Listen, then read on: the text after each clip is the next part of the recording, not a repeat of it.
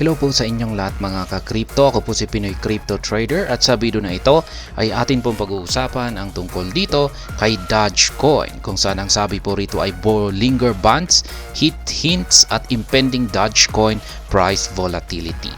Kaya yan, ang Bollinger Band ay isa po itong technical indicator.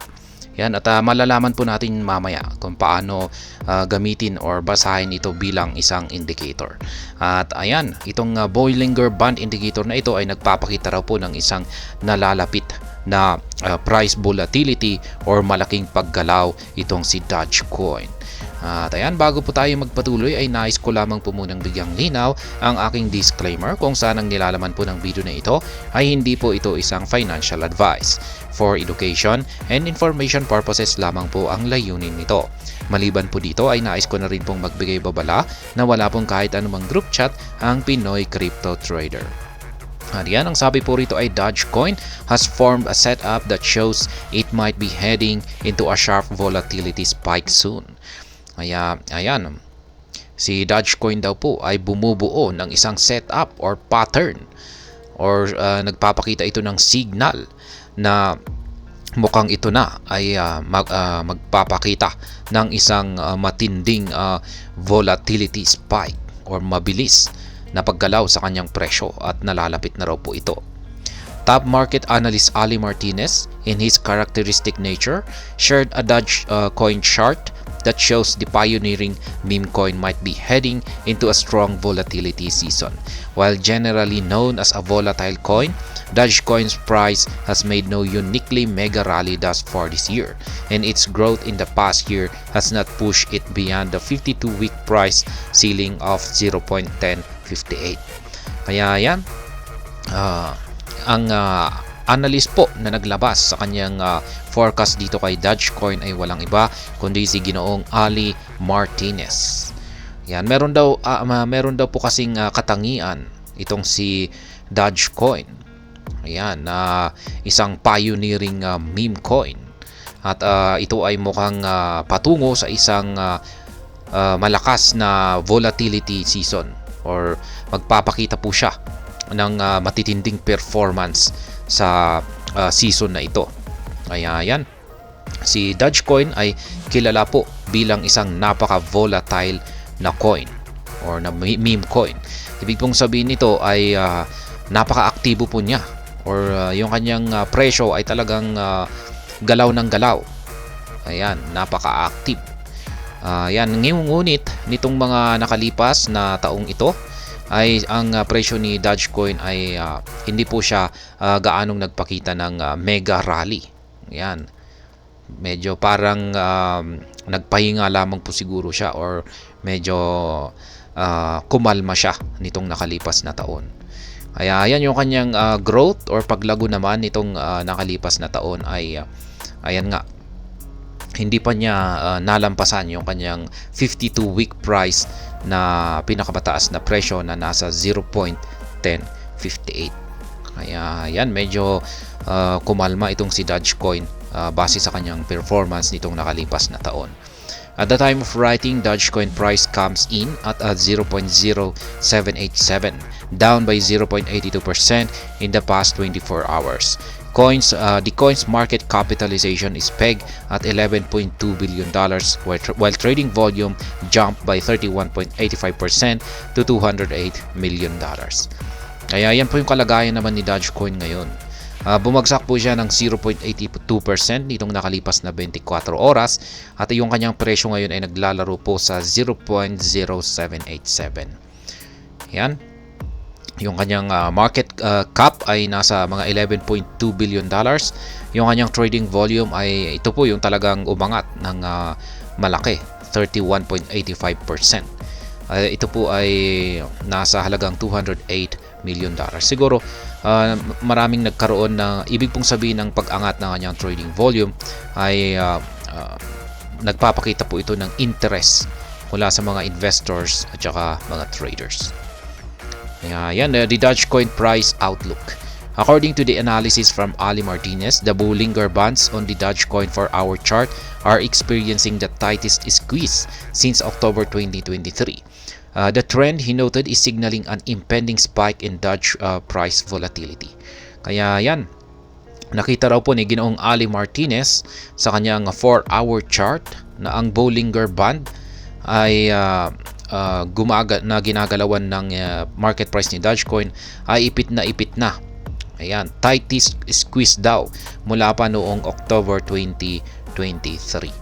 Kaya yan, ayon po kay Ginoong Ali Martinez, yung ganitong kalagayan po ng presyo ni Dogecoin, yan, na ipit sa Bollinger Band ay nagbibigay daw po ito ng signal na mayroon pong nalalapit na isang matinding paggalaw itong si Dogecoin sa hinaharap.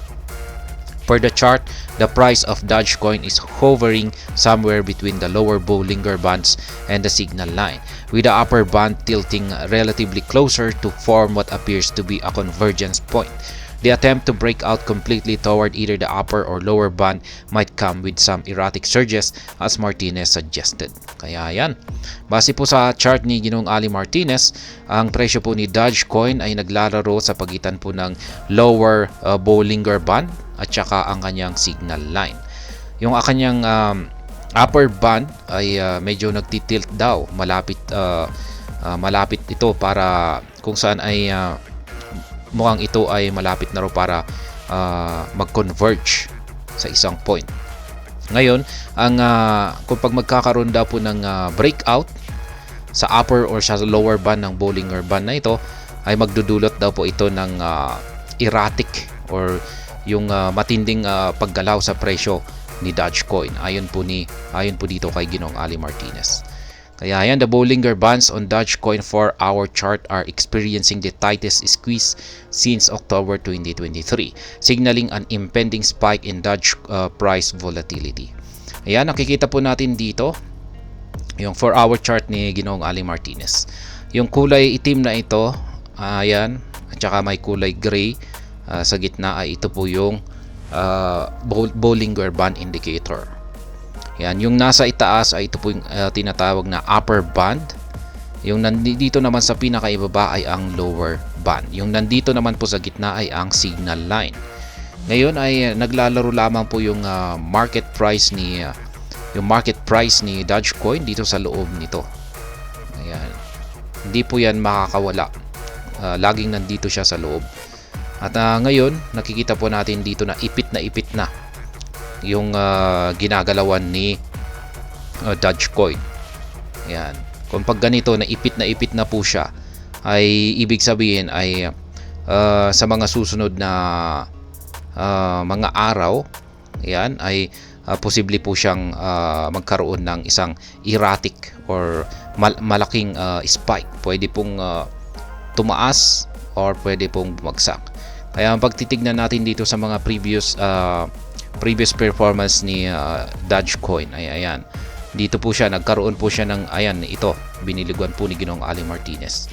Yan, nakikita natin dito na ipit siya dito, tapos pagkatapos niyan ay bigla po siyang bumagsak. Ayan, ngayon dito naman nakikita natin ipit na rin po siya rito, pagkatapos biglang umakyat. Ganun rin dito, ayan, pero bahagya lang, tapos umakyat po siya. Ganyan lamang po yung Bollinger Band. Nakikita na rin natin dito, ayan, ipit na rin siya, tapos biglang bumagsak. Kaya kapag ganito na naiipit siya, either aakyat po siya or babagsak. Dogecoin is susceptible to comments from influencers like Elon Musk and Mark Cuban, with sparing conversations around the coin from these personalities. Thus far, Dogecoin has not made such hyper moves in recent times. However, the influence of these billionaires and other key ecosystem trends might turn out to validate the projections in the price of Doge, as highlighted by Martinez, in the long term. Kaya yan daw po, yung mga kilalang influencer daw po katulad ni Ginoong Elon Musk at si Mark Cuban, yan yung kanilang mga pahayag, comments, tweets, post ay nakakaapekto po ito sa presyo ni Dogecoin, lalong-lalo na kung pag yung kanilang linabas na statement or pahayag ay may kaugnayan dito kay Dogecoin. At nitong nakalipas lamang na mga balita ay meron pong balita tungkol kay Elon Musk, kung saan ay linike po niya yung kanyang lumang tweet niya dito kay Dogecoin. At ayan, pinagkaguluhan na naman po yan. Dogecoin network milestones. Over the past months, Dogecoin has done more than wait for its price to print major growth runs, as it has recorded interesting network milestones. As reported earlier by the Crypto Basic, Dogecoin's new address count soared to an all-time high of 247,240 as of January 29, surpassing the 160,000 new addresses record set in 2014. In all, Dogecoin has gained more prominence over the years with its resilience, and Elon Musk Grok AI has recognized it as the best cryptocurrency for X. Kaya yan, mismong yung Grok AI ni Ginoong Elon Musk ay rini-recognize daw po niya itong si Dogecoin na karapat dapat bilang payment, nagagamiting payment system dito kay X. Tayo hanggang dito na lamang po tayo sa video na ito. Sana po ay inyong nagustuhan ang aking paliwanag dito. Kung inyo po itong nagustuhan ay pakiclick lamang po ang like button nito. Para naman po sa mga bago lamang dito, kayo po ay aking inaanyayahan para mag-subscribe. Pakiclick na rin po ang bell icon nito dahil ito po ang siya magsisilbing notification nito sa mga bago kong videos na akin pong ina-upload sa aking YouTube channel na ito. Marami pong salamat sa panunood, ingat po tayo lagi at God bless po sa ating lahat.